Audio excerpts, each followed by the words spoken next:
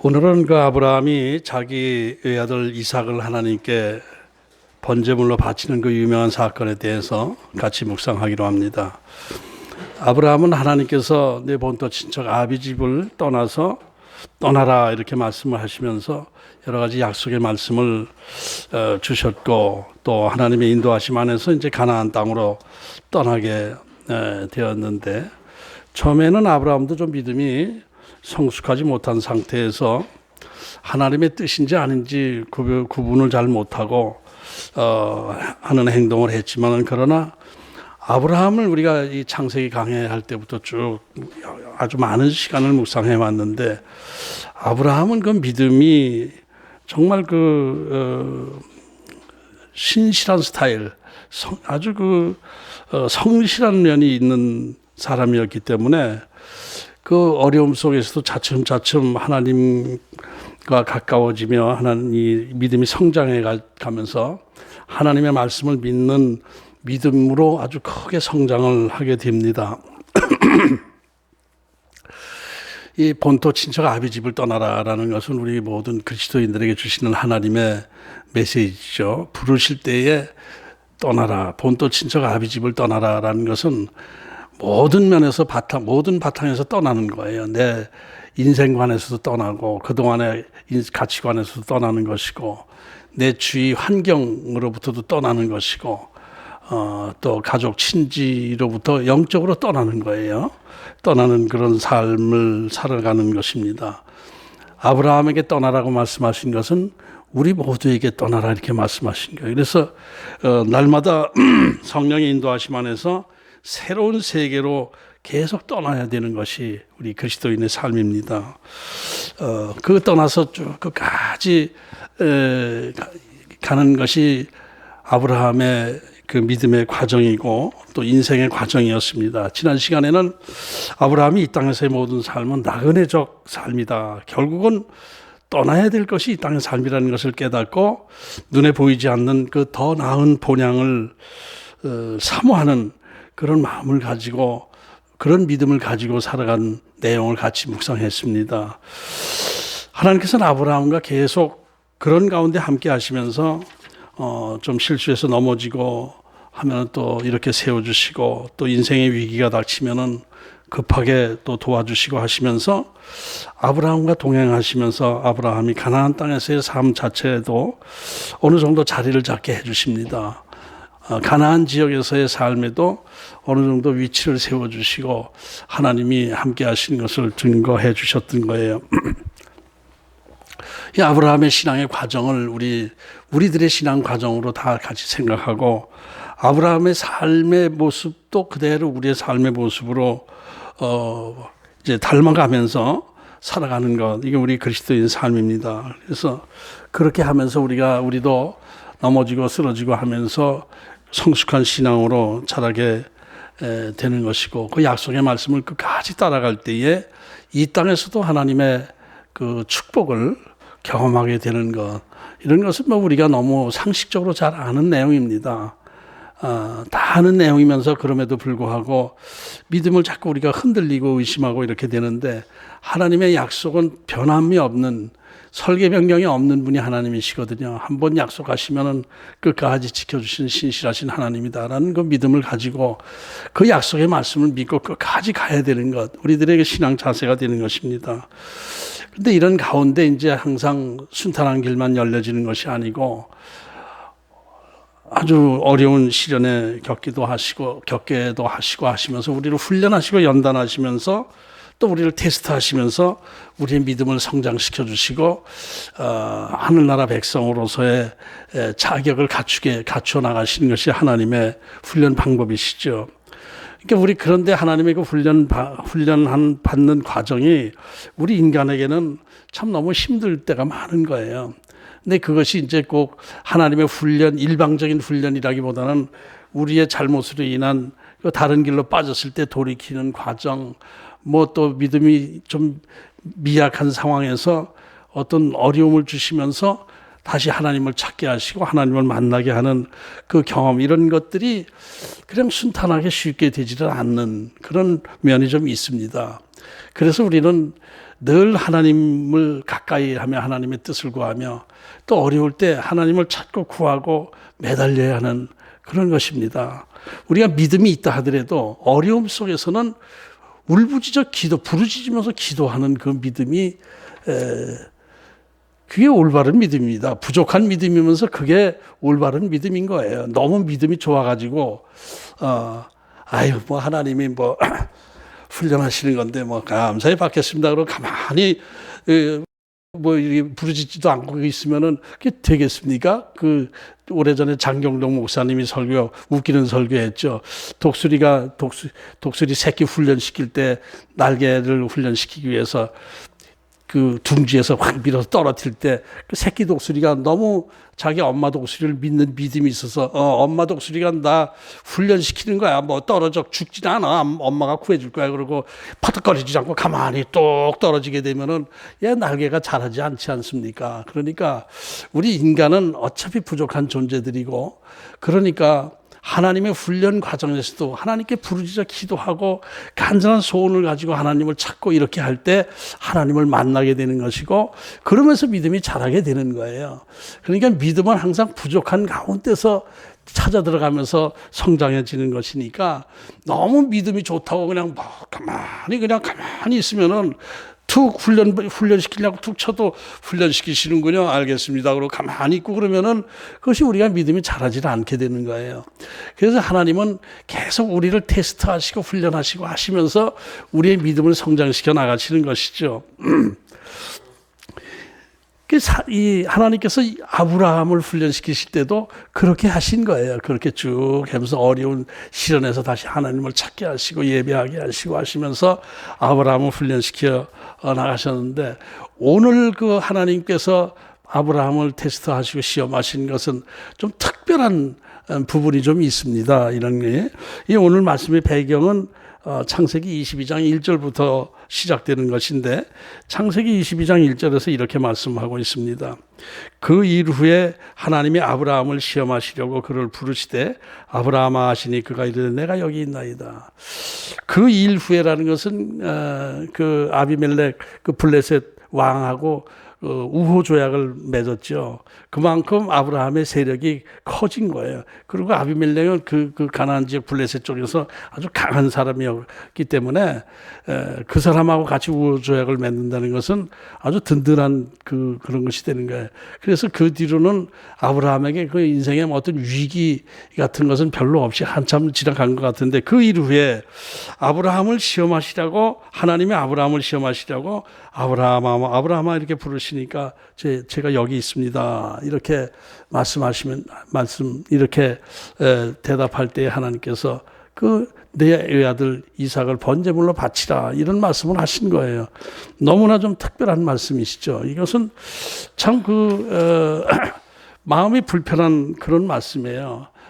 그래서 한참 이 부분에 대해서 묵상을 하는데, 여기서 시험이라는 단어는 히브리어로 니사라는 단어예요. 니사라는 단어인데 이게 시도하다, 테스트하다 이런 테스트하다라는 의미가 있는데, 시도하다, 또 입증하다, 증명하다 이런 의미도 같이 포함된 단어입니다. 그러니까 여기서 하나님께서 아브라함을 시험하시려고 할 때는 단순하게 아브라함이 잘하나 못하나 하나님께서 궁금해서 너 이거 통과할 거야? 그러니까 나 잘 모르겠는데 이렇게 해서 한번 시험해 봐야겠다 이렇게 해서 했다는 의미보다는 아브라함의 믿음을 증명시키기 위해서 이런 숙제를 내준 것이다. 네 믿음을 네가 좀 증명시켜야 돼. 이렇게 말씀하시는 의미가 있는 것이죠. 행동으로, 내 믿음을 행동으로 옮기면서 내 믿음을 증명해야 돼. 이렇게 말씀하셨다고 보면 됩니다. 그러니까 아브라함이 어떻게 반응할지, 아브라함의 믿음이 어느 정도의 수준인지 하나님이 몰라서 궁금해서 테스트했다라기보다는 내 믿음을 이제 내 앞에서 증명해봐. 행동으로 옮겨봐. 이런 명령을 하셨다고 이렇게 보는 게 맞을 것입니다. 하나님이 다 아브라함을 다 하시면서 훈련시키신 분이 그거 몰라서 그 테스트 하신 것은 아니고 네 믿음을 한번 행동으로 옮겨봐. 이런 어려운 숙제를 내줄 테니까 한번 해봐라고 명령하셨다고 보는 것입니다. 그러니까 하나님의 시험은 우리를 넘어뜨리고 망하게 하려는 목적이 아니라 믿음을 확인시키기 위한 자기 스스로의 믿음을 자기 스스로 깨닫게 하는 그런 훈련 과정이다 이렇게 볼 수가 있는 것입니다. 그 시험은 우리의 시험에 대해서 야고보서 1장에 나오면 시험에 대한 많은 이야기가 나오지 않아요? 근데 시험은 유혹으로도 유혹이라는 의미도 있고 테스트라는 의미도 있고 트라이얼 훈련이라는 의미도 있고 이렇게 복합적인 의미가 있어요. 그러니까 마귀의 시험은 유혹입니다. 템프테이션 유혹이에요. 근데 하나님은 유혹하시는 분이 아니시죠. 이 믿음을 스스로 확인하게 하시는 그런 테스트인 거예요. 그러니까 여기서 가만히 생각하게 되면 이제 마귀의 유혹, 어떤 것은 마귀의 유혹이고 어떤 것은 하나님의 시험인지 어려운 시련 가운데 하나님의 시험은 시련과 연결이 되거든요. 하나님이 훈련하신 것은 우리에게 시련과 연결돼요. 근데 그것이 마귀의 유혹에 내가 넘어간 건지 하나님의 훈련인지 구별이 안 갈 때가 많이 있습니다. 그래서 우리가 늘 신앙생활을 하면서 하나님의 테스트인지 마귀의 유혹인지 그걸 구별할 수 있는 영적 분별력을 우리가 갖춰야 돼요. 그냥 덮어놓고 마귀의 유혹이다. 마귀의 시험에 내가 걸려들었다. 뭔가 좀 잘 안 되는 일이 생기게 되면 마귀의 미끼에 물렸다. 이제 이렇게 생각하는데 그렇지 않거든요. 오히려 이 하나님의 시험 테스트가 우리에게 더 험한 그 시련을 갖다 줄 수가 있어요. 마귀의 시험은 오히려 마귀의 유혹은 오히려 우리를 이렇게 싹 잘되게 하면서 그 함정에 그 잘된 것 때문에 망치게 하는 그 함정에 빠뜨리는 그런 면이 있단 말입니다. 그런 면을 우리가 잘 구분을 할 줄 알아야 돼요. 그러니까 마귀의 시험은 처음에 뭔가 이게 수지 맞았네 라는 그런 어떤 그것부터 시작을 해요. 말이에요. 이렇게 하면 너 잘 될 거야. 수지 맞을 거야. 이렇게 되는 걸로 시작하는 것이죠. 근데 하나님의 테스트 시험은 어려움이 확 이렇게 주어지면서 그걸 이겨나가 봐. 이겨나가면 이제 너에게 큰 복이 될 거야. 이런 식으로 되는 게 반대가 되는 거예요. 너 요거 하면 수지 맞아.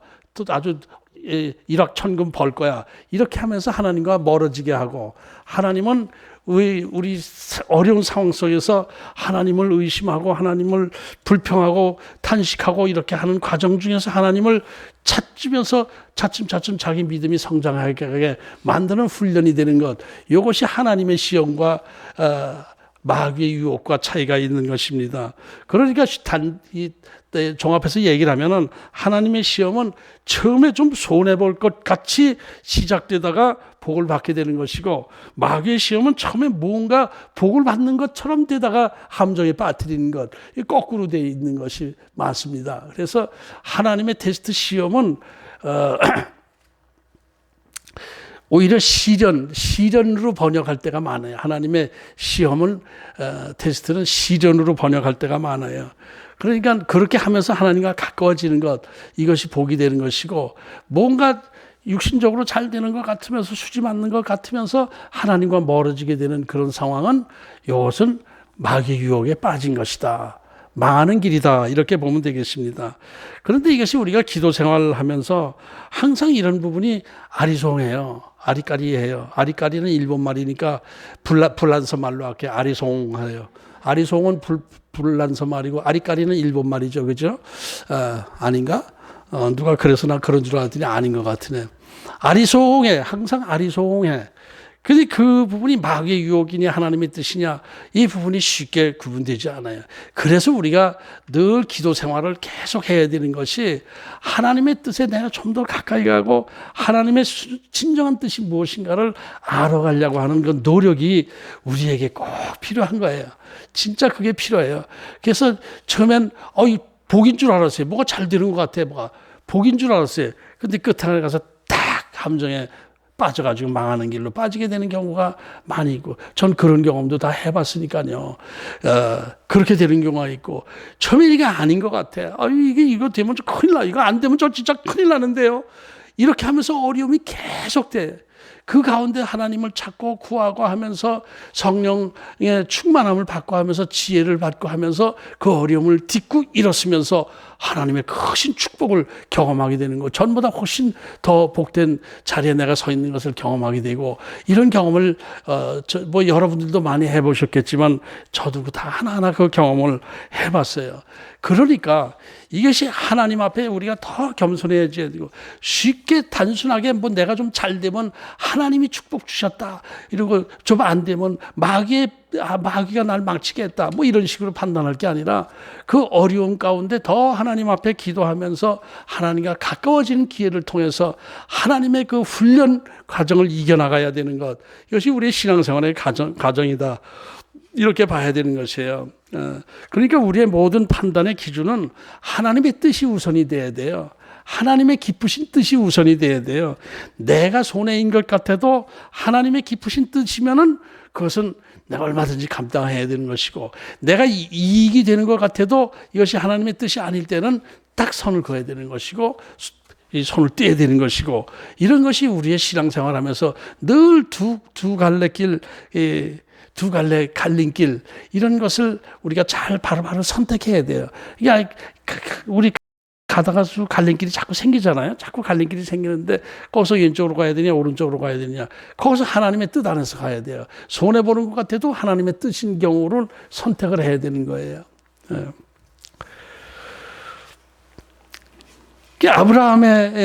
아브라함을 훈련시키신 하나님의 과정도 이제 그런 과정이 있는데, 오늘 본문에서 하나님께서 어느 날 나타나셔서 아브라함하고 부르십니다. 아브라함아, 네, 저 여기 있습니다. 그럴 때 하나님께서 이 창세기 22장 1절 2절 말씀입니다. 내 아들 내 사랑하는 독자 이삭을 데리고 모리아 땅으로 와서 내가 내게 일러준 한 산 거기서 그를 번제로 드리라. 여러분들 번제가 뭔지 알죠?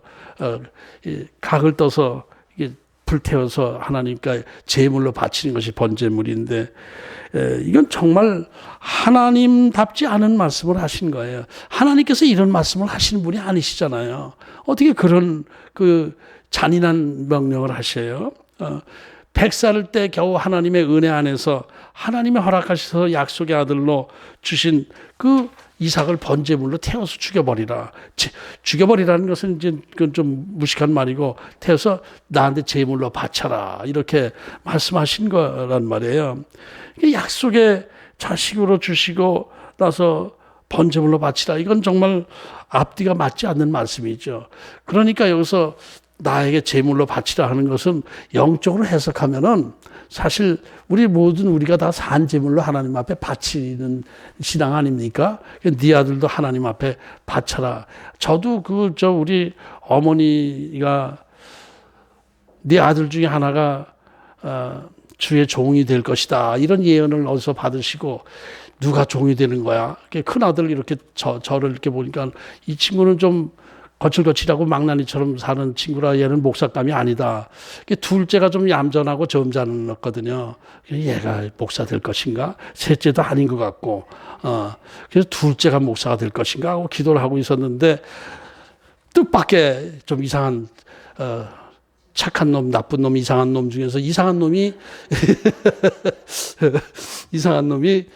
목회자 길로 가게 된 거예요. 이게 하나님의 뜻이 참 알다가도 모르는 거예요.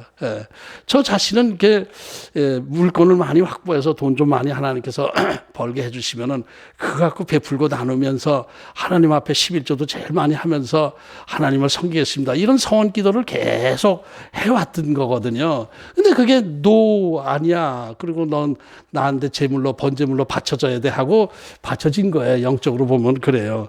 근데 하나님께서 이삭을 그렇게 번제물로 바치라고 하시는데 어떤 형태로 그렇게 하나님께서 말씀을 주셨는지 성경에 뭐 구체적인 설명은 없죠.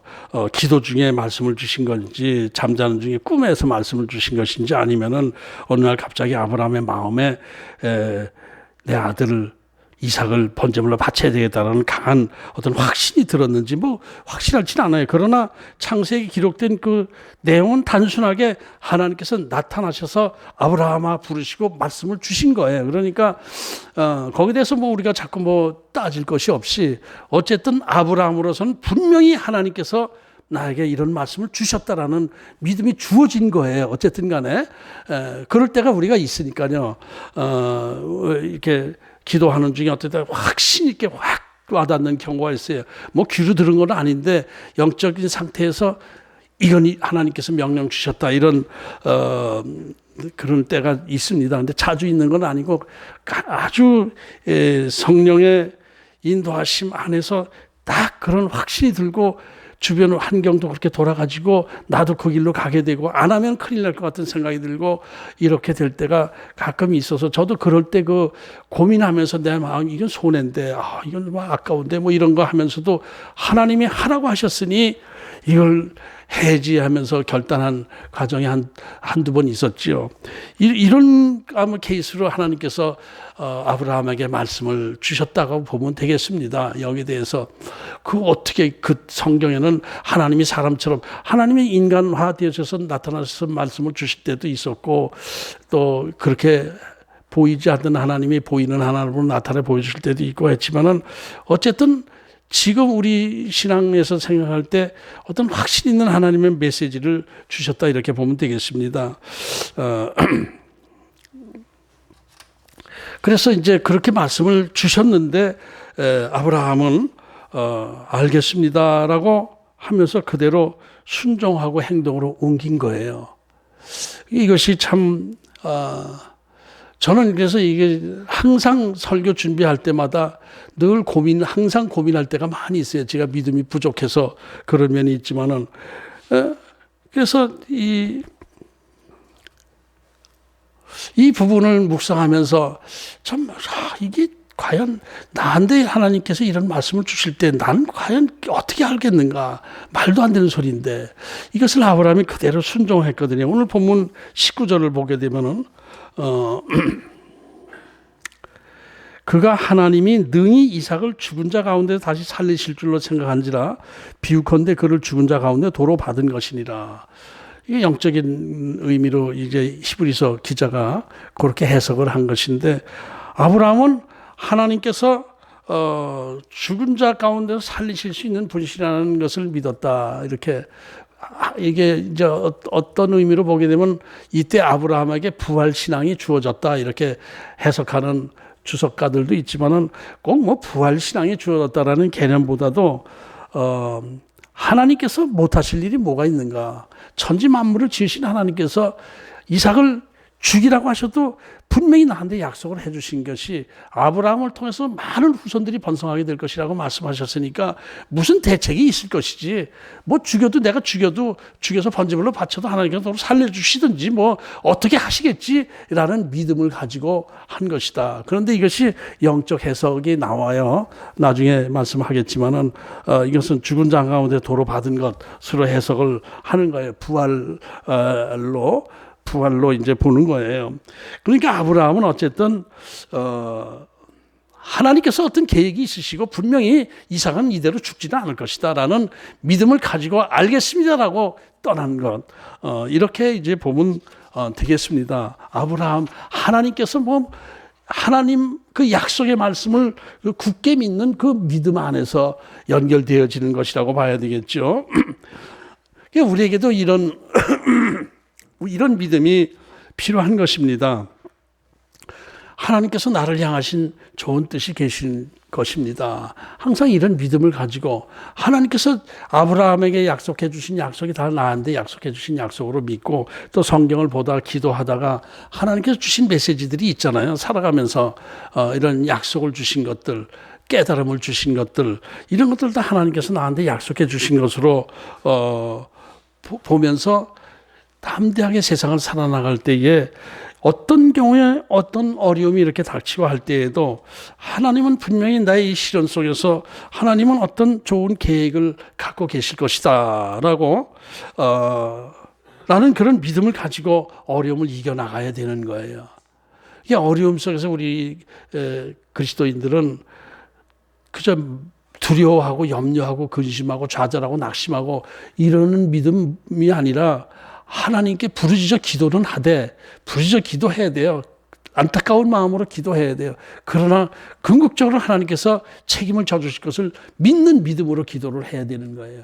의심하는 마음으로 기도하는 것이 아니라 하나님께서 우리에게 복 주시기 전에는 반드시 하나님께서 우리에게 복을 주시려고 할 때 우리를 시련으로 훈련하시는 것은 왜 그러냐면은 주시고자 하는 복을 내가 받을 만한 그릇을 만드시기 위해서 훈련하시는 거거든요. 복도 하나님께서 주실 때에 복 받을 만한 그릇이 내가 돼야 그것이 복이 되는 것이지, 하나님께서 나에게 100억의 복권을 당첨되게 해주셨을 때 내가 그 100억 복권 당첨되게 한 것을 감당할 어떤 믿음의 그릇이 될 때 하나님께서 주시는 것이지, 이게 복권 맞았다고 해가지고 뭐 더 망하는 경우가 많이 있지 않습니까? 그릇이 안 되기 때문에 그래요. 복권 당첨됐다가 오히려 감옥에 가고 그냥 사기꾼 되고 더 망하는 사람들이 많은데 그것은 복을 화로 만든 것이죠. 그러니까 하나님께서 우리를 계속 신앙의 훈련을 해 나가시는 것은 그릇을 키워나가는 거예요. 우리가 복을 더, 요 다음에 복을 더 많이 줘야 되겠는데 그릇이 조금 작네. 나는 이 큰 바켓으로 하나 복을 부어주려고 하는데 그릇이 9그릇 정도밖에 안 되네. 이거 갖고는 안 되겠다. 그러면 바켓만큼 네 믿음의 그릇을 키워주마. 이럴 때 뭐가 필요한 거예요? 훈련이 필요한 게 훈련. 유격 훈련이 필요한 거예요. 유격 훈련. 그 강한 훈련을 통해서 강해지는 거예요. 그릇이 커지는 거예요. 그릇이 푹 늘어나는 거예요. 요만한 사발 9그릇만 하던 게 슉 늘어나서 커다란 다라만큼 커지면 그릇이 됐네. 그리고 하나님께서 다라에 가득하게 복을 부어주시는 것이죠. 그러면 그것이 나의 복이 되는 것이고 진짜 축복이 되는 거예요. 그런데 그릇이 요만하면서 복 주세요 복 주세요 그럴 때 어떤 때 하나님께서 그래 진짜 받고 싶어? 그릇도 안 되면서 그래 알아서 내가 줄게. 요만한 사발 그릇 하나밖에 안 되는데 거기다 다라로 꽉 하게 되면 물벼락 맞고 망하는 것이죠. 그게 화가 되는 것이죠. 그러니까 하나님께서 우리를 이 그릇을 키워주기 위해서 자꾸 훈련을 하는 거예요. 그러니까 우리는 어떻게 해야 돼요? 신앙생활이 믿음의 그릇, 신앙의 그릇을 자꾸 키워나가는 게 이 성숙되는 과정이죠. 그 믿음의 그릇이 자꾸 커지면은 어떤 상황에서도 믿음 안에서 이겨나가고 어떤 상황에서도 감당을 하는 거예요. 어떤 복을 주셔도 감당하는 거예요. 뭐 대통령 선거를 앞두고 있지만 대통령 선거할 때 대통령만한 그릇이 된 사람이 당선돼야 되는 것이죠. 대통령 될 만한 그릇이 안 되는 사람이 갑자기 대통령 되게 되면 헷갈려가지고 갈팡질팡하다가 나라를 힘들게 하잖아요. 그릇을 키우면서 힘들게 하는 거야. 자꾸 테스트를 해야 되는 거야. 하나님, 이 백성들이 이 대통령감을 누가 됐든 간에 하여튼 자꾸 훈련시키면서 테스트하면서 그릇을 만들어야 되는 거예요. 하나님께서 우리에게 복 주실 때에도 그렇게 해서 주시는 것이죠. 그래서 우리가 늘 기도하고 하는 것은 뭐 요거 복 주세요, 복 주세요 하는 것보다 제 믿음의 그릇을 키워주세요. 제가 이런 게 좀 부족합니다. 이런 것을 좀 채워주옵소서. 성령께서 함께 해주셔서 저에게 영적 지혜를 주시고 믿음의 그릇을 키워주셔서 하나님이 주시고자 하는 복을 감당할 수 있는 능력을 주옵소서. 이렇게 기도를 계속 해야 되는 거예요. 그제 그 금요 철야 때 그 김병삼 목사님 그 설교 간증 설교를 이렇게 들었는데 참 은혜를 많이 받았어요. 김병삼 목사님은 큰 교회 담임 목사 아닙니까? 큰 교회 담임 목사고 아버지로부터 이렇게 아버지가 하던 교회를 물려받아서 하고 그래서 평소에 어떻게 생각하면 저분은 어떻게 이렇게 하나님께서 복을 주셔서 큰 교회 담임 목사, 자기가 개척한 것도 아니고 이렇게 담임 목사를 맡아서 이렇게 하게 됐나. 하나님은 불공평하신 거 아닌가. 이런 생각을 할 수도 있었을 텐데, 뭐 전 그러진 않았지만 하여튼 그렇게 생각을 하고 있었어요. 저분은 참 복받은 사람이에요. 근데 간증하는 거 보니까 엄청난 시련을 겪었더라고요. 이 공황장애에 걸려서 설교하는데 갑자기 자기 죽을 것 같더래, 막 압박이. 그거 유명하잖아요, 공황장애. 막 쓰러질 거 하고. 그래서 설교하다 병원에 실려가서 이렇게 또 고침받고, 그게 오래 갔어요. 그래서 한 2년 목회를 못하다시피 하고, 그렇게 됐어요, 공황장애. 그러면서 하나님 앞에 기도하고, 뭐 약도 치료도 하고 하면서, 근데 좀 괜찮다가 또 어느 날 갑자기 이렇게 되면 또 병원에 또 실려가고 그 공황장애가 그렇게 되는 거예요. 아파트에 백화점에 그 뭐 물건 사러 갔다 공황장애 걸리면 거기서 그냥 막 쓰러진대잖아요. 그렇게 되고 그래서 그 얘기는 제가 들었어요. 그런데 그 요로 결석을 8년 동안 아팠대. 요로 결석이 그 요로 안에 그 돌멩이가 들어가 끼어가지고 진짜 그거 출산의 고통과 뭐 비교할 정도로 굉장히 아프대요. 그게 8년 동안 그것을 고통받았대요. 수술을 해서 하면 또 걸리고 또 8년 동안. 그러니까 정말 죽는 게 더 낫겠다라는 생각이 들 정도로 힘들었다고 그러더라고요. 그래서 하나님께서 저분을 큰 교회 담임 목사로 맡기시면서 또 훈련을 또 나름대로 하셨구나. 알겠습니다. 그러면서 그러면서 기도하고 있는데 하나님이 말씀을 주시더라고요. 너도 그런 시련을 주고 큰 교회 담임 목사 시켜줄까? 그러시는 말씀이 들더라고요. 그래서 가만히 생각하니까 아니요, 저 그냥 그런 시련 안 받고 큰 교회 안 하는 게 낫겠어요 라고 생각을 했는데 그만큼 제 그릇이 작은 것이죠. 그러니까 하나님께서 우리를 자꾸 복 주실 때 뭔가 일을 맡기실 때는 딱 훈련 과정을 거치게 하시고 시켜주시는 거예요. 참 그런 면에서 하나님은 그렇게 쉬운 하나님만은 아니다라는 생각이 들어요. 그런 생각이 듭니다.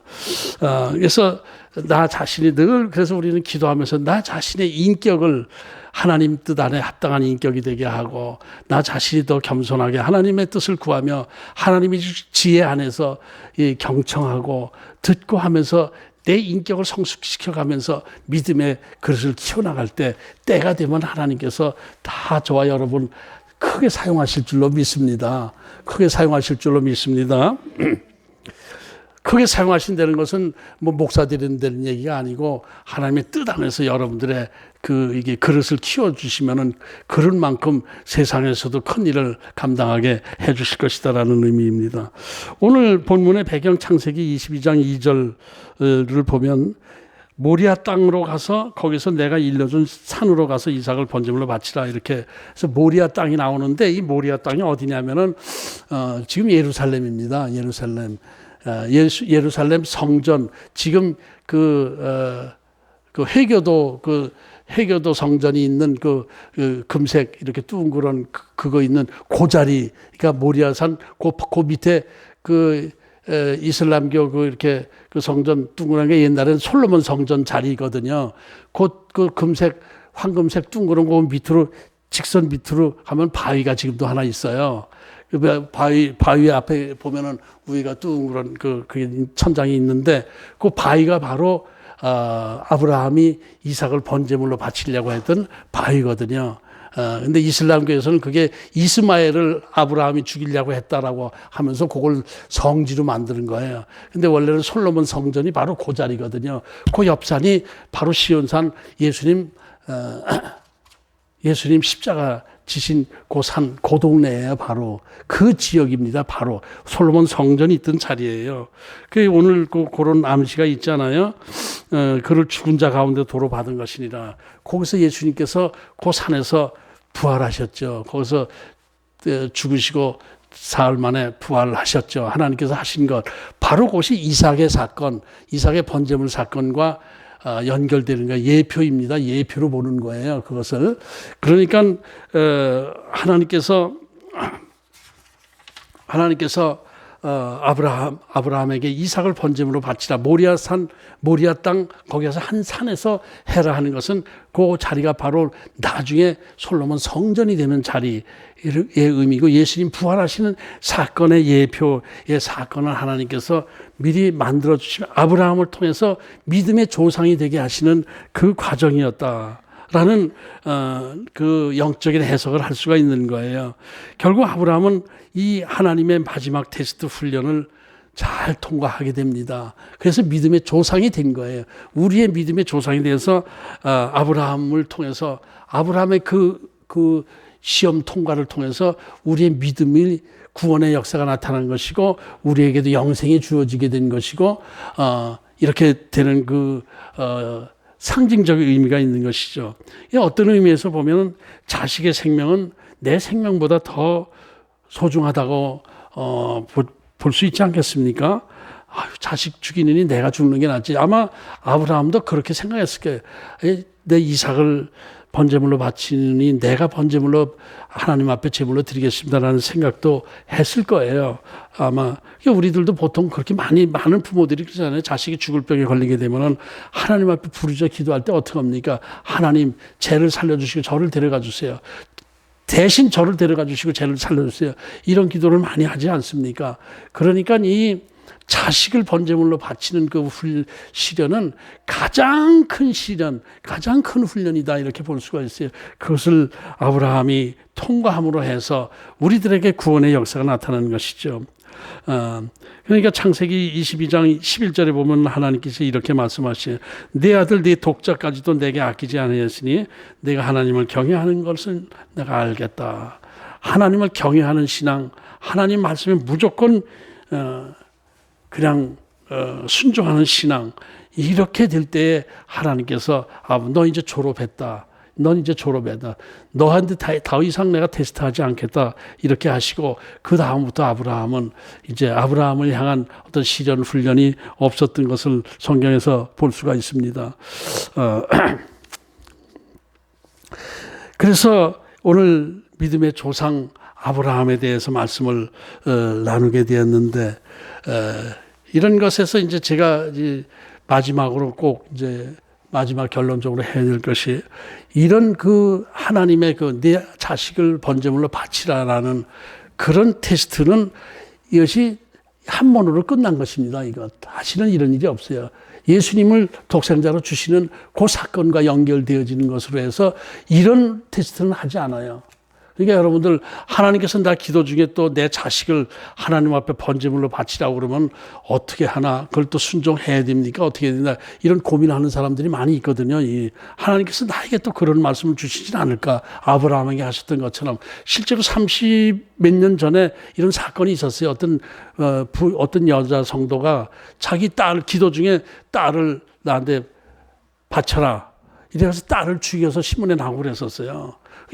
그게 잘못된 것이죠. 잘못된 신앙입니다. 그것이. 그런 거 아니에요. 그런 건 아닙니다. 그런 것이 하나님의 음성인지 사탄의 음성인지 이걸 잘 구별할 줄 알아야 돼요. 오래전에 삼각산 기도원에서 또 두 사건이 물에 빠져 죽은 사건이 있었잖아요. 두 젊은 여자 성도들이 삼각산 기도원에 가서 은혜를 충만히 받았어요. 믿음이 뜨거웠어요. 그런데 여름 장마가 져서 오는데 이 돌다리 건너던 데가 그냥 시뻘건 물이 막 흘러내리게 되었는데, 그때 이제 이거 어떻게 하나 이렇게 생각하다가 너무 믿음이 충만해져 있는 상태에서 건너가라 이런 음성을 들은 거예요. 괜찮다, 내가 너 살려준다. 그리고 두 처녀가 뛰어들었어요. 그리고 아직도 안 나타났대요. 시체를 아직도 못 찾았대요. 그러니까 그런 것이 믿음이 아니거든요. 그게 자기 충동, 착각을 하면 안 된단 말이에요.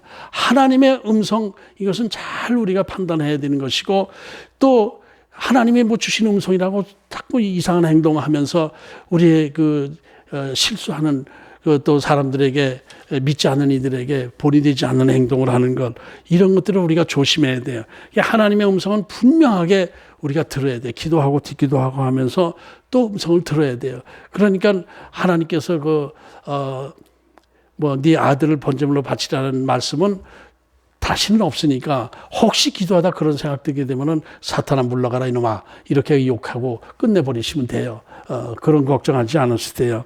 그래서 아브라함을 통해서 우리가 구원의 역사가 저와 여러분의 구원의 역사가 일어나게 된 것이고 아브라함을 통해서 우리에게 영생이 주어진 거거든요. 아브라함의 믿음을 확인하시고 나서 하나님께서 내 독생자를 너희들에게 네 후손들에게 줄 것이다. 이렇게 해서 우리가 축복을 받게 된 것입니다. 그런 의미로 오늘 아브라함이 이삭을 번제물로 바치려고 하는 그 사건에 대해서 영적 해석을 분명히 알고 또 하나님의 뜻을 분명히 알고 우리의 믿음의 자세를 바르게 이끌어가는 저와 여러분 되시기를 축복합니다. 하나님 아버지